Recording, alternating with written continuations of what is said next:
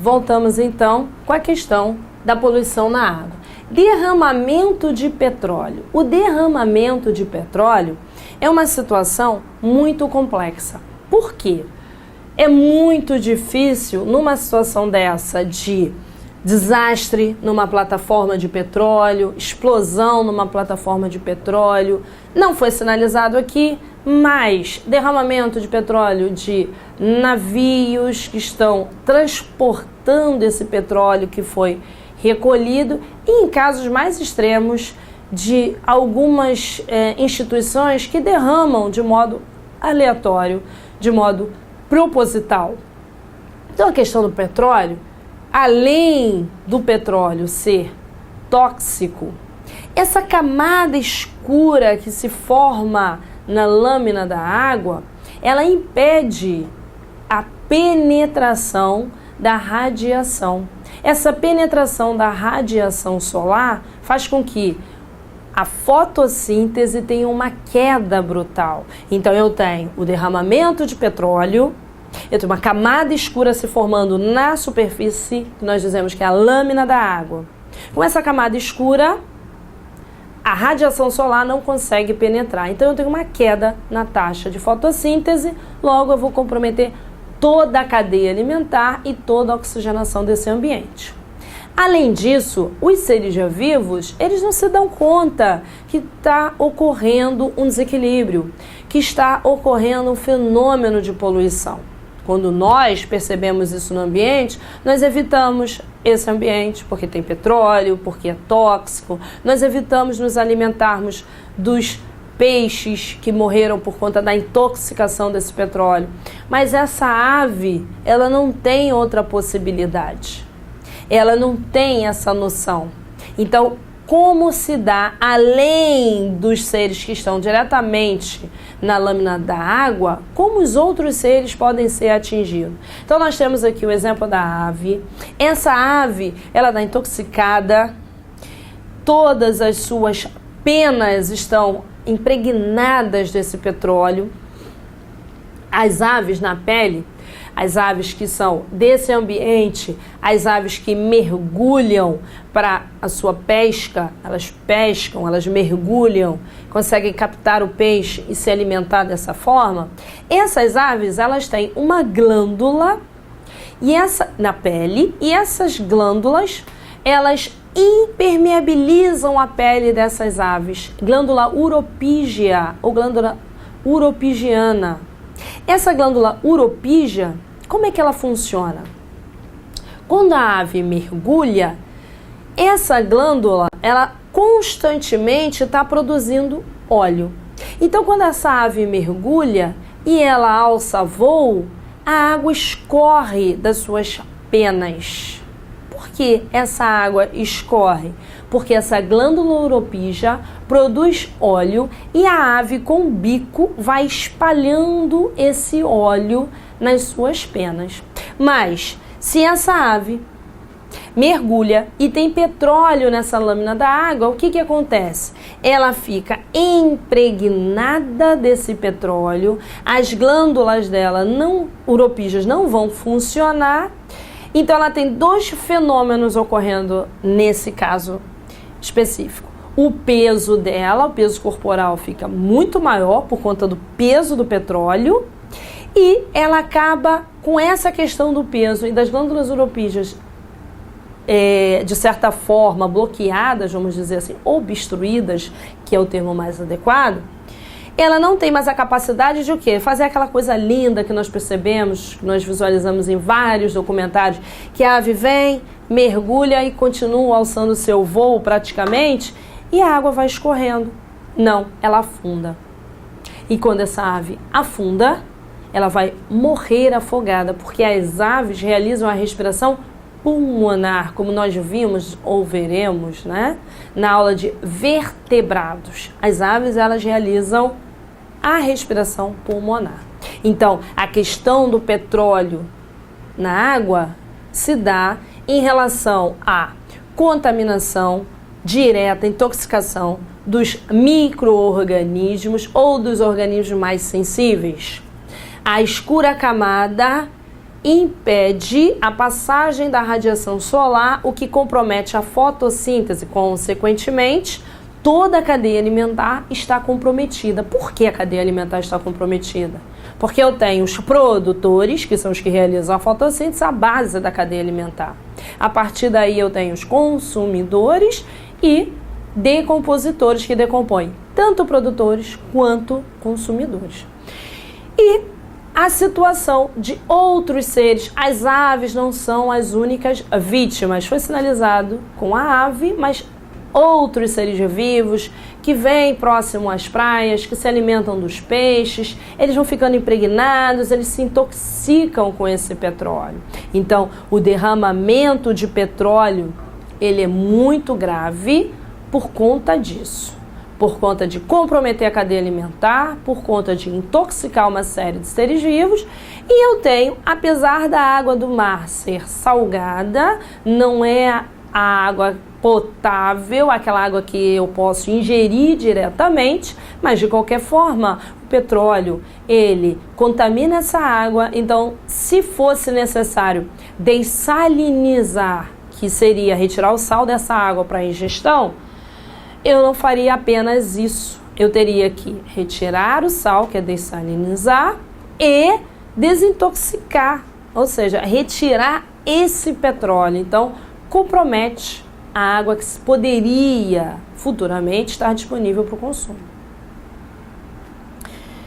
Em relação às indústrias, muitas indústrias produzem os seus materiais e lançam as suas substâncias químicas diretamente na água.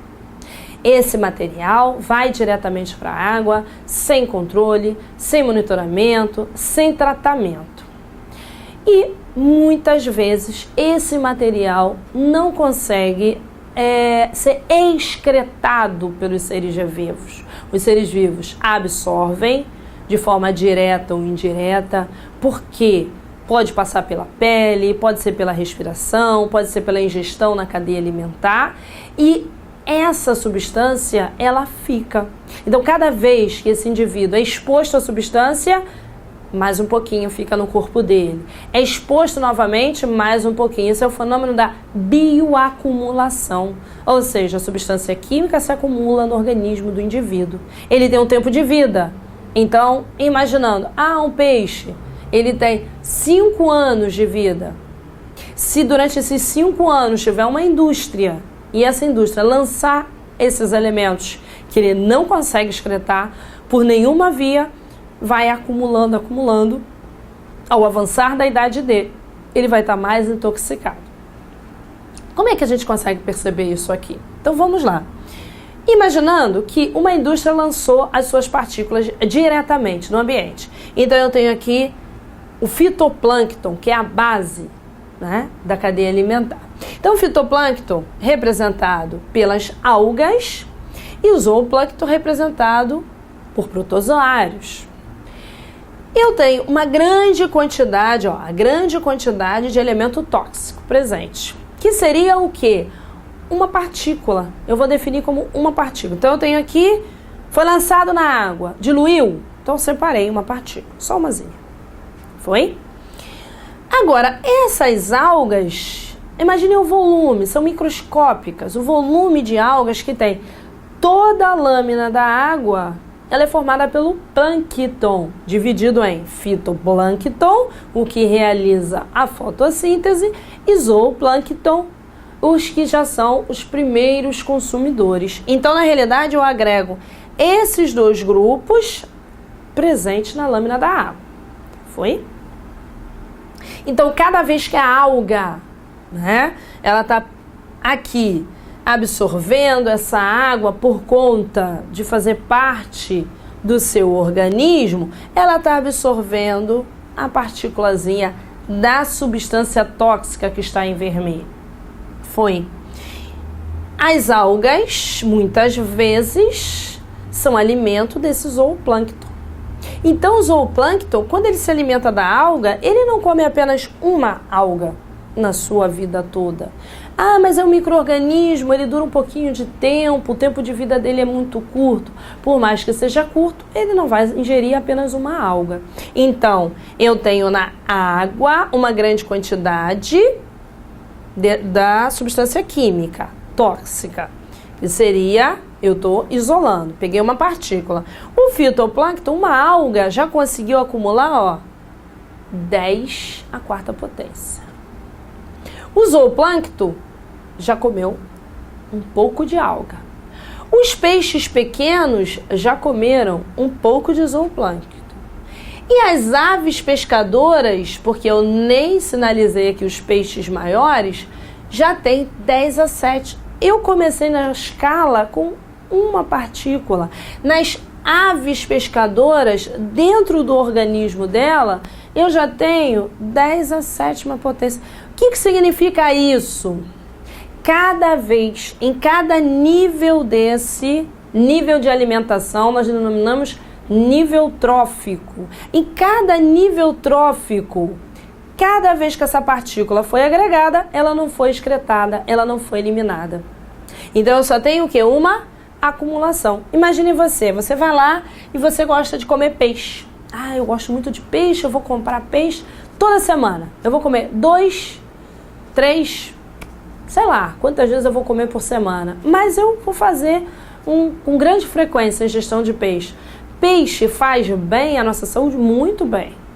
Com preparo ideal, em relação à gordura e tudo mais, ele faz muito bem.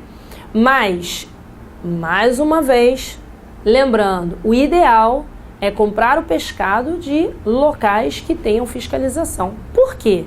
Porque muitas vezes uma região pode estar ocorrendo isso aqui. Uma empresa lançando substâncias químicas tóxicas via cadeia alimentar, via níveis tróficos. Essa substância não consegue ser eliminada, não consegue ser excretada. Nós chamamos de biomagnificação trófica, por conta da bioacumulação. Então, o fitoplâncton absorve, não consegue eliminar. O zooplâncton se alimenta dele, então já aumentou a quantidade. Os peixes se alimentam do zooplâncton e as aves se alimentam desses peixes. Exemplo, mercúrio. O mercúrio, em locais de garimpo, muitas vezes ele é utilizado para separar o ouro de outros metais, porque o ouro ele não é encontrado puro no ambiente. Então eles pegam essa pepita, encontrou o ouro, pegou a pepita, coloca junto com o mercúrio, que é o único metal líquido, então coloca ali tipo, como se fosse uma sopa, vamos dizer assim, né? Então coloca essa pepita mergulhada no mercúrio e ferve. Nesse momento que ferve, vapores desse mercúrio se desprendem na atmosfera e retornam para essa água como uma substância tóxica que vai fazer parte desse fenômeno da biomagnificação trófica. De que forma que esse mercúrio foi parar ali? Se eu fervi aqui, saíram os vapores. Chuva. Então, esses vapores vão estar presentes na atmosfera e a precipitação, que é a formação de chuva, pela chuva, esse mercúrio retorna à lâmina da água. Outra situação, quando fábricas lançam diretamente, fábricas que produzem algo que utiliza essa substância tóxica e essa fábrica não dá um caminho adequado para esse dejeto, para esse metal pesado. Então, os metais pesados, os pesticidas, todas essas substâncias, quando vão para a água, elas vão se acumulando ao longo da cadeia alimentar no fenômeno denominado biomagnificação trófica. É o acúmulo. Não há possibilidade de excretar essa substância. Vamos então ver uma questão agora. Alguns meses atrás, foi noticiado a morte de toneladas de peixes na Lagoa Rodrigo de Freitas, no Rio de Janeiro. A causa da mortandade foi, então, vamos lá? Alguns meses atrás, foi noticiado a morte de toneladas de peixes na Lagoa Rodrigo de Freitas. Bom, toneladas de peixe nos indica que ocorreu um desequilíbrio nesse ecossistema. Não foi um ou outro que foi predado, ocorreu um desequilíbrio muito grave. A causa dessa mortandade foi, letra A superpopulação de peixes devido à grande quantidade de matéria orgânica lançada no meio. Superpopulação de peixe devido à grande quantidade de matéria orgânica lançada no meio. Os peixes não vão se alimentar da matéria orgânica, eles fazem parte da cadeia alimentar, eles vão se alimentar do outro. Então não existe isso, ou o peixe vai ser herbívoro, se alimentar de vegetais, ou ele vai ser carnívoro, se alimentar do outro peixe, ou de uma larva, ou do filhote de um girino, ou de um inseto. Então não vai ocorrer essa questão de se alimentar dessa matéria orgânica. B. O aumento na população de bactérias anaeróbicas decorrente do excesso de matéria orgânica no meio. As bactérias anaeróbicas não ocorrem nessas circunstâncias. C. O aumento da atividade aeróbica decorrente do excesso de matéria orgânica lançada no meio, resultando numa diminuição do gás oxigênio. D. A ingestão de alimentos contaminados lançados no meio. E. A eliminação das algas planctônicas responsáveis pela produção do gás oxigênio na fotossíntese. Então nós estamos vendo o quê? Que ocorreu essa mortandade de toneladas de peixe na Lagoa Rodrigo de Freitas. Logo, nós temos o aumento da atividade aeróbica decorrente do excesso de matéria orgânica lançada no meio, resultante da diminuição do gás oxigênio, que nós vimos que é o fenômeno da eutrofização. Nós vimos no outro bloco.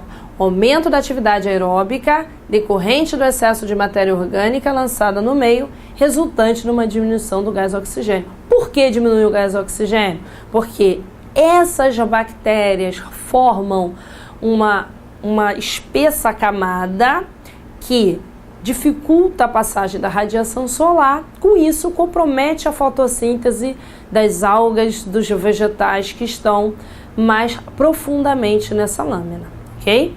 Então vamos para outra questãozinha. Observe as atitudes e palavras expressas pelo personagem Calvin nos quadrinhos acima e assinale a alternativa correta. Os seres humanos exercem um controle absoluto sobre todos os fenômenos naturais do planeta. Todas as plantas necessitam de solo rico em matéria orgânica e devem ser regadas diariamente. Não há relação alguma entre os elementos do clima e o desenvolvimento das formações vegetais. A ambição humana de controlar os elementos naturais ainda está acima de sua real capacidade de intervenção. As forças da natureza, atualmente, são previsíveis e seus reflexos negativos podem ser anulados. Então vamos à letra A. Os seres humanos exercem um controle absoluto sobre todos os fenômenos naturais do planeta? Não, ele estava inclusive brincando que daria água quando ele quisesse. E na realidade ele não conseguiu impedir a chuva. Perdeu o controle. B. Todas as plantas necessitam de solo rico em matéria orgânica e devem ser regados diariamente? Nem todas as plantas, elas devem ser regadas diariamente. Tem plantas, como as cactáceas, que elas acumulam água. E se você regar com muita frequência, ela vai apodrecer. Letra C. Não há relação alguma entre os elementos do clima e o desenvolvimento das formações vegetais. Sim, é necessário ciclos de chuvas, é necessário a temperatura elevada, a temperatura baixa para a floração, para a formação de frutos. Então, clima e vegetação estão diretamente ligados. D. A ambição humana de controlar os elementos naturais ainda está acima de sua real capacidade de intervenção. Essa questão da ambição humana, de controlar os elementos naturais, na realidade, nós conseguimos efetivamente perceber algumas coisas que estão acontecendo. Letra E. As forças da natureza atualmente são previsíveis e seus reflexos negativos podem ser anulados. Então, a nossa resposta: as forças da natureza atualmente são previsíveis e seus reflexos negativos podem ser anulados. Você pode prever a questão da chuva intensa, você pode prever furacões, você pode prever tsunamis. Casos raros são aqueles em que não é possível prever ainda. Claro que nós sabemos que prever não significa monitorar com detalhes. Muitas vezes a previsão é que vai ocorrer de certa forma e excede um pouco do previsto. Mas a previsão, como nós já estamos aqui afirmando, a gente consegue o quê? Se preparar para aquele fenômeno. Percebemos isso onde? Em países, por exemplo, como o Japão, que tem grande incidência de terremotos. No Japão, devido à grande incidência de terremotos, os prédios, as casas, já tem uma tecnologia. Os prédios, quando são construídos, eles têm amortecedores. No nosso país, no Brasil, não é necessário isso, porque ainda não tem uma grande incidência de terremotos. Já tiveram alguns pequenos abalos sísmicos, mas não uma grande incidência de terremotos. Então, a previsão, né, faz com que a gente possa tentar minimizar esses impactos.